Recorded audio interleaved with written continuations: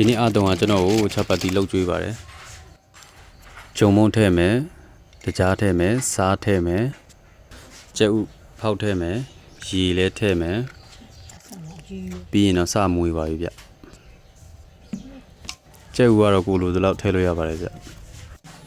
ကဲစတင်ပြီးတော့သူလက်တီးနဲ့စပြီးမှဂျုံမုံကိုနေပါပြီသူ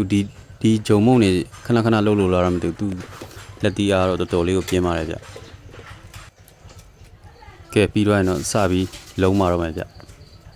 အားတုံလုံးတာတော့ရမ်းတော်တယ်ကိုလီလုံးနေကြနေရပဲတန်းစီပြီးမှလုံးပြီ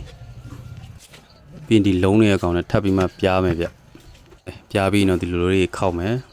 ဒီလိုလေးခောက်ပြီးတော့ကျွန်တော်တို့နှက်ထားမယ်ဗျကျွန်တော်မနေ့ကမှဒီကောင်လေးတွေကိုပြန်ပြီးမှပြန်ပြားမှာဖြစ်ပါတယ်ကဲမနေ့မှအားတုံစပြားပါပြီကြော်ပြီဗျလုံးဝရှယ်ဖောင်းနေရပဲအတုံးလုပ်ပေးထားတဲ့ချက်ပတ်တီပူပူလေးနဲ့မနဲ့ဝါဒီဆွဲပြီဗျာ